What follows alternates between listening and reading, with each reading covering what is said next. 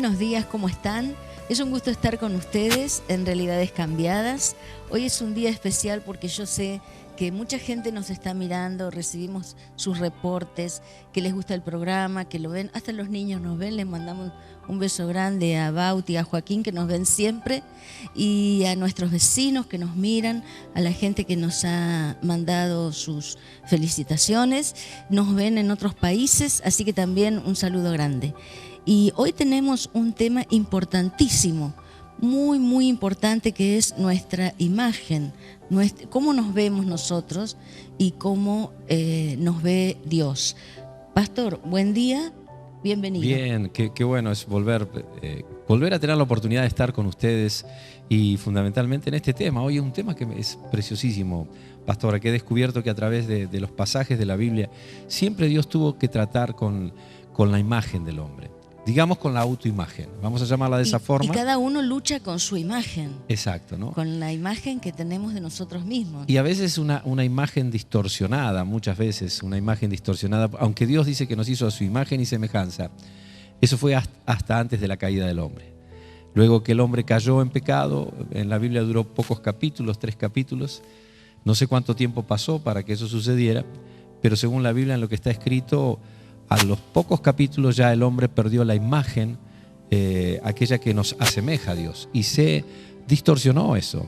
Y entonces muchas veces Dios, cada vez que viene a nuestra vida, tiene que, para hacer un milagro, para hacer algo importante, antes de empezar algo, antes de empezar, como quien diría, esa gran empresa de Dios, Dios tiene que tratar con esa imagen que tenemos de sí mismos y comenzar a trabajar para que empecemos por medio de la fe a creer lo que Él piensa. ¿Y cómo nos ve Él? ¿Cómo nos ve? Exacto. Pero el problema fue que cuando Adán y Eva pecaron, decidieron ser independientes de Dios. Que ese fue el pecado, en realidad. Claro, decidieron vivir la vida como a mí me parece. Y sin preguntarle, sin consultarle, sin estar cerca. Y bueno, ese es el problema. Y siempre cuando no estamos cerca de Dios, estamos buscando por distintos métodos, distintos caminos, distintos estudios, distintos cambios en nuestra vida. Hay algo que nos falta. Y entonces pensamos que si cambiamos de familia, cambiamos de trabajo, cambiamos de profesión o de carrera, vamos a mejorar. Y nunca está, porque lo que nos falta realmente es nuestra comunión con Dios, es nuestra relación, esa conversación diaria con Él y su protección y su amor sobre nosotros. Claro, ¿cuántas veces en los personajes bíblicos, en los profetas, cuando Dios venía por primera vez a tener un encuentro con ellos y hablar y a comenzar una amistad con ellos, cuántas veces sucedía que el problema que se daba estaba dado en el creerse a sí mismo lo que Dios decía de parte de ellos? O sea, ellos argumentaban, y muchas veces Moisés, David y tantos personajes bíblicos argumentaban acerca de que realmente ellos no estaban preparados para la obra, para lo que Dios les estaba pidiendo. Y Dios tuvo que trabajar con ese patrón de pensamiento que los hombres tenemos muchas veces, que pensamos que no servimos para nada, que no vamos a poder, que Exacto. no vamos a llegar, que no tenemos fuerza, que no tenemos inteligencia, no tenemos recursos, no tenemos edad o no nos da el target para las cosas que Dios quiere que hagamos, que son cosas grandes, son cosas maravillosas. Las cosas pequeñas las hacemos sin ningún esfuerzo, sin necesidad. Porque entendemos que cuando hablamos de la Biblia y hablamos de la palabra de Dios, lo que Dios siempre quiere llevarnos es a un terreno que aprendamos a vivir en lo sobrenatural. Nosotros sabemos vivir en lo natural. O sea, según tengo en mi bolsillo, según compro, según tengo la capacidad de hacer, según tengo mi salud, según tengo... Entonces voy haciendo conforme a lo que puedo porque es mi límite.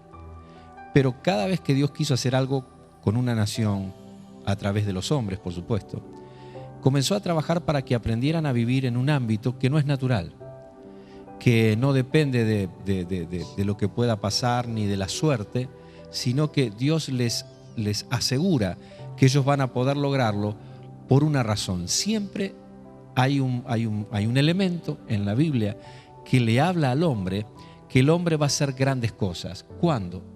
Es ese momento. Cuando Dios le declara y le dice, yo voy a estar contigo y vas a poder, todo lo demás viene. Claro, y a veces, generalmente a Dios le gusta buscar personas comunes, como nosotros, como puede ser cualquier persona que nos está mirando, que por ahí decimos, no, no podemos, no vamos a llegar, me conformo con lo mediocre, con lo común, con lo corriente, pero Dios dice, para avergonzar a los sabios del mundo, Exacto. tomó de lo vil del mundo, una persona De común, lo insignificante corriente, sería, ¿no? de lo más insignificante, y en las manos de Él hacemos grandes cosas. Porque si es una persona encumbrada, con mucha inteligencia, mucho dinero, mucho poder, mucha inteligencia, ¿cómo va a hacer las cosas dependiendo de Dios? Claro, porque el problema no es ser inteligente, el problema no es tener mucho dinero, no es un problema. La Biblia nunca trató eso como un problema. Claro. Pero la Biblia dice, yo he venido a los enfermos y no a los que están sanos. En realidad lo que está diciendo es a todo aquel hombre que considere que él necesita a Dios. Claro, claro. O sea, al hombre que no considera, que no necesita, que se basta por sí mismo, este mensaje no es para un hombre. Para un autosuficiente. Exacto, no es un mensaje. El mensaje de la Biblia no es un mensaje para aquel que no crea. O para No. un orgulloso. Exacto, el mensaje de la Biblia es para aquel que dice, yo tengo una necesidad y yo veo que hay algo que en mi vida yo no lo he logrado, no lo pude cambiar y cargo con ciertas cosas que me gustaría haber llegado a hacer esto, me gustaría haber logrado, pero no, o por las fuerzas o por las circunstancias, yo reconozco que tengo un faltante. Y entonces ahí cuando alguien reconoce que tiene un faltante, cuando alguien reconoce que le está, la vida no le ha sido una cosa que ha podido por sus fuerzas o por su dinero, por lo que fuera, reconoce que le falta algo, que necesita a alguien superior a él, bueno, ese es el hombre que la Biblia busca. Ese es el hombre, la mujer que la Biblia busca para decirle, bueno, tengo una buena noticia. Claro. Y a veces toma de los más jovencitos, a veces niños, han sido reyes o grandes profetas, y otras veces toma ancianos. Y uno dice, un anciano ya está para descansar y para quedarse tranquilo en su casa. Y Dios siempre hace que esa persona, sea pequeña o sea grande, sea muy inteligente o no, haga grandes cosas en sus manos. Claro, yo recuerdo así, podemos ir a hacer como pasar como un péndulo de un lado para el otro. Un rey que comience a los 8 años para ser rey, como Dios ha levantado un niño de 8 años para ser rey. Y por otro lado tenemos un hombre de 85 años como Caleb para ir a la conquista más grande, justamente donde estaban todos los gigantes. Y a los 85 años le dio la victoria. Entonces la Biblia no hace esa diferencia de edad, ni de fuerzas, ni de inteligencia que comúnmente estamos acostumbrados en la vida común y corriente de los hombres. En el reino de los cielos no hay esos parámetros. En el reino de los cielos, la persona anciana y el niño, Dios están capacitados y dotados para llegar a cualquier parte. Porque la clave no es la fuerza del niño ni la fuerza del anciano, sino que la clave es la fuerza de Dios cuando dice, yo estaré contigo y harás maravillas. Eso es lo que hace la diferencia. Exacto. Yo voy a estar contigo y vamos a leer un pasaje entonces justamente que tiene que ver con esto. Y dice Jueces 6:12. Y el ángel de Dios se le apareció y le dijo, Jehová está contigo, varón esforzado y valiente. Y Gedeón le respondió, Señor mío, si Dios está con nosotros, ¿por qué nos ha sobrevenido todo esto? ¿Y dónde están todas sus maravillas que nuestros padres nos han contado diciendo, ¿no nos sacó Dios de Egipto? Y ahora Dios nos ha desamparado y nos ha entregado en manos de los madianitas. Y mirándole Dios le dijo, ve con esta tu fuerza y salvarás a Israel de la mano de los madianitas. ¿No te envío yo? Entonces le respondió, Señor mío, ¿con qué salvaré yo a Israel? He aquí que mi familia es pobre en Manasés y yo el menor de la casa de mi padre. Y Dios le dijo, ciertamente yo estaré contigo y derrotarás a los madianitas como a un solo hombre. Ahí está. Le dijo, vas a ir a una batalla de las más difíciles. Vamos a después a describir cómo fue esa batalla. Y justamente le dijo, ve porque yo iré contigo. Ahí está la clave. Es ahí donde nosotros nos quedamos meditando en esta hora, porque vamos a ver que en la Biblia constantemente aparece esta figura. Esto de que el hombre llega a un momento de llegar a hacer algo imposible, algo que jamás podría lograr, y vamos a ver qué sucedió después. Pero mientras tanto, ¿Qué te parece, pastora, si miramos un videoclip con una canción de esas que sean inspiradas, hermosas y que mientras tanto podamos comunicarnos? Quizás quieran llamarnos, mandarnos un mensaje de texto. Bueno, entonces vamos a escuchar esta canción y luego seguimos con lo que sería el desarrollo de este tema, la autoimagen, ¿no? Vamos entonces.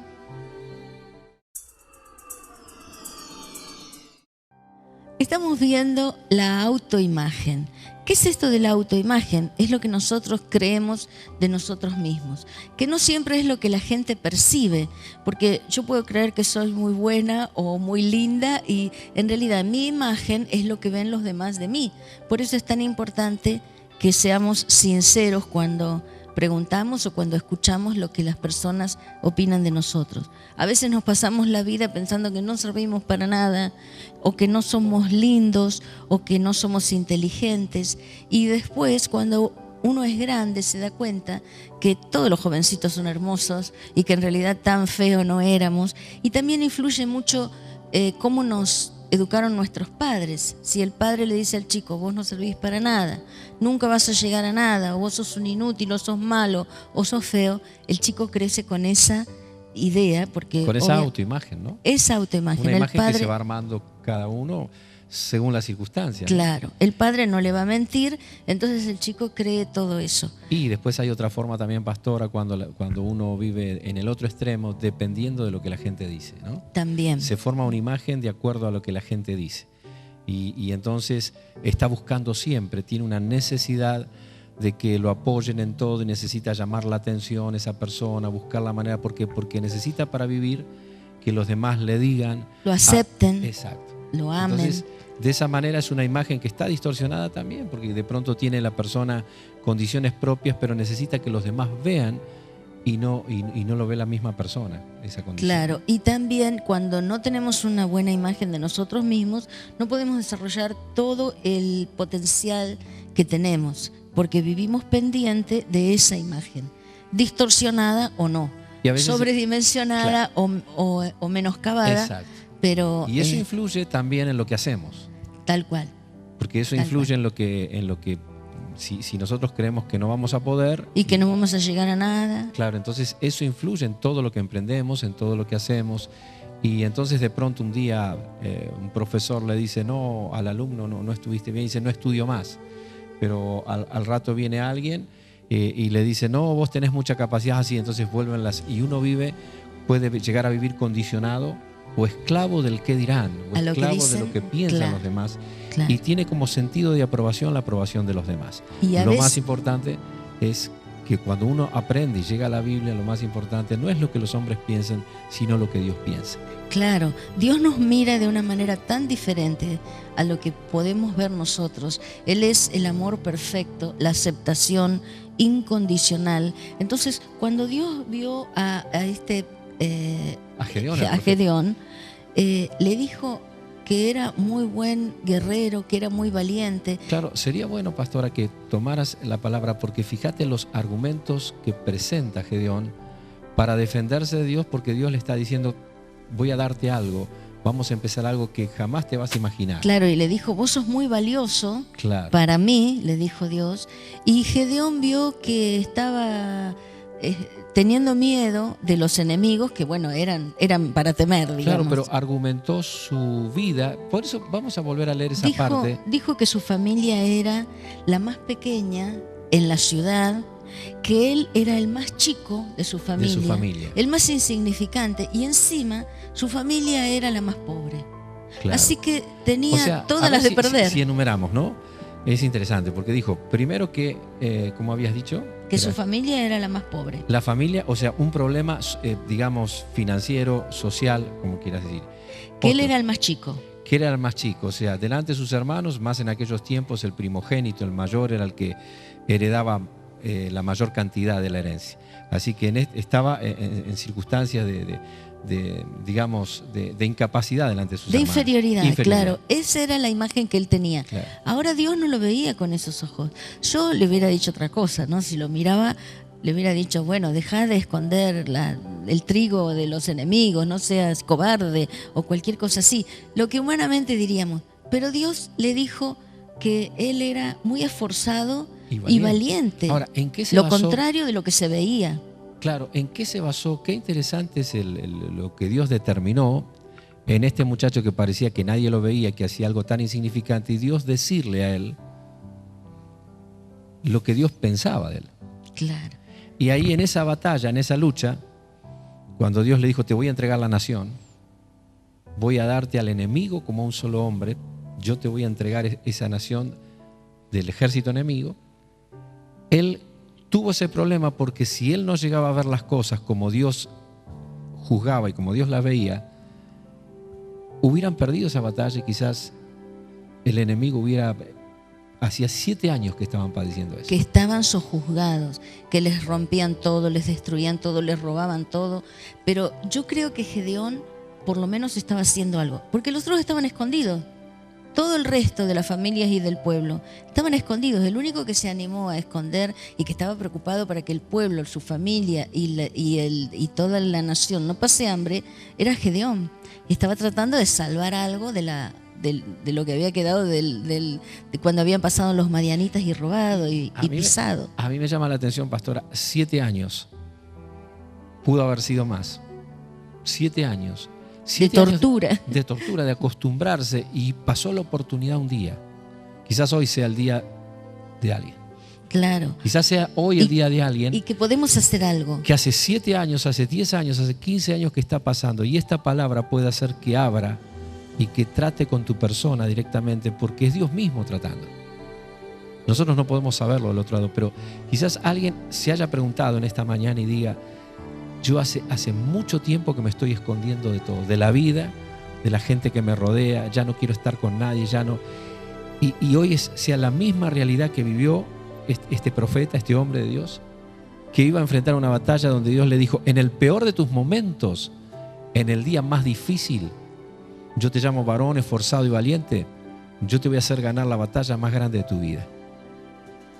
Y dijo, ¿y por qué la vas a ganar? Porque yo voy a estar contigo, no temas, ve con esta tu fuerza. Y yo quiero que cerraras un poco, porque quiero en el final, lo que ellos no saben es la respuesta que Dios tuvo. Claro, ni siquiera le dijo que vaya a hacer gimnasia. Le dijo, anda con esta tu fuerza porque yo voy a ir con vos. Con lo que tenés. Es la fuerza de Dios, no es la fuerza nuestra. Con lo que tenés. La fuerza nuestra no alcanza nunca. Exacto, pero cuando Dios te llama para hacer algo, Dios te va a llamar quizás en el peor día, en el peor momento, y fundamentalmente con lo poco que tenés, Dios lo va a tomar, y si se lo entregas al Señor y Él va contigo, yo creo que no va a haber enemigo que se pueda levantar en tu vida y que te pueda vencer, porque no fue la fuerza de Gedeón. Yo quisiera explicar, pastora, cómo fue esa batalla. Porque lo manda a una nación, había 2 o 3 naciones que tenían que ir en batalla, y entonces le dijo, reúneme a la gente. Reunió 32.000 personas, casi contra 1 millón eran aproximadamente. 32.000 personas. Y le dijo, decir a los que tienen miedo que se vuelvan atrás. Se volvieron 22.000. Después le dijo, hay 22.000, bueno, todavía son hay 10.000 que quedaron. 10.000 habían quedado. Todavía y son Dios muchos. le dijo, todavía son muchos. Y entonces, ¿qué le dijo? Hace una cosa, Gedeón, llévame a esta gente, 10.000 personas, llévalos a beber en las aguas y yo te los voy a seleccionar.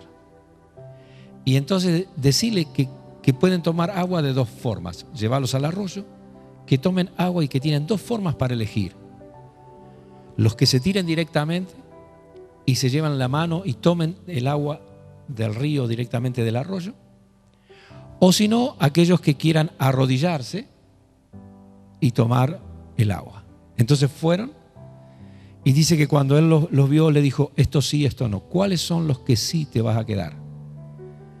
Fíjate todos aquellos que lamieron el agua como un perro, los que se tiraron, esos vas a llevar, los otros no. Los otros se arrodillaron, capaz se sacaron las armas, descansaron para llevarse una mano a la boca y para arrodillarse. Claro, era más importante la sed que tenían y su necesidad de agua que la tarea que tenían que hacer. Claro, cuando les dice que los cuente, Dice, bueno, ¿cuántos son? Habrá dicho Gedeón, espero que sean muchos. Los que se los contó eran 300. De 32.000, 300 nada más. Y le dijo, bueno, ahora vas a ir a la batalla. Y vas a hacer de esta manera. Dale a cada uno que tenga una tea. Una tea es una antorcha, ¿no? Una antorcha, un farolito. Y que le pongan, que lo lleven tapado. Y en la otra mano una trompeta. Y llevarlos al campamento y cuando yo te diga, tenés que hacer lo que yo te digo. Cuando fueron para el campamento, dice, bueno, separalos en 3 de 100. Y cuando los que están detrás tuyo enciendan la tea, y cuando yo les diga, toquen la trompeta. Y entonces las prendieron, las tenían listas, y dice, bueno, ahora destapen, salieron todas las antorchas, 300 antorchas así, y le dijo, suenen las trompetas. Cuando comenzaron a sonar las trompetas, comenzaron a gritar por la espada de Dios y por la espada de Gedeón, y no tenían las espadas. No tenían espada, tenían una trompeta, una trompetita, claro, y una antorchita. Entonces en esa hora dice que se levanta el otro campamento, que eran miles, y cuando estaban ya por cambiar esa guardia nomás, se empiezan a matar unos contra otros. Entraron en un estado de locura donde se mataron. De confusión total. Y se mataron completamente todos. Esa es la batalla que Dios les da. Y acá nosotros ya nos vamos despidiendo prácticamente, porque llegamos con el final de la autoimagen, ¿no? Que decir, bueno, ¿cómo Dios pudo hacer de un hombre que se creía muy pequeño, se creía insignificante, su familia no era conocida, pero decidió hacerle caso a Dios, consultarlo y creer en su poder? Exacto. No en sus fuerzas, en su Dios, poder. A partir de ahí nunca más volvió a ser el mismo. Porque qué importante es tener una experiencia con Dios. Qué importante es poder comprobar en la vida algo que quizás estemos en el peor momento de nuestro, capaz el peor de los días. Capaz en el día que quizás Dios se te presente como en esta mañana y te diga, tenés muy poco, dame esa fuerza tuya. Yo voy a estar contigo y vas a hacer maravillas. Bueno, creo que en esta mañana, pastora, tenemos este mensaje. Estamos ya cerrando. El mensaje da para mucho, pero la palabra en esta mañana tiene que ver con eso. Dios quiere tratar con nosotros, y si alguien está sintiendo desde el otro lado, pensando que su imagen, que su vida, que no logró muchas cosas en la vida, que parece que muchas cosas que deseó no las alcanzó, bueno, solamente tiene que esperar de pedirle a Dios, Señor, dame la oportunidad que tú vengas conmigo y empecemos un nuevo tiempo. Empecemos una nueva historia. Hasta atrás no puedo cambiar nada, pero de aquí para adelante sí. Entonces te dejamos pensando en este día para que tu realidad sea cambiada, que este mensaje en alguna forma haya tocado lo más profundo de tu corazón y que haya podido provocar de alguna forma un cambio. Luego vas a tener que tomar una decisión, luego vas a tener que hacer una acción por fe, y el resultado va a ser, así como Gedeón ganó una batalla imposible, Dios le dio la victoria, Dios te va a dar la victoria. Dios te bendiga. Dios les bendiga.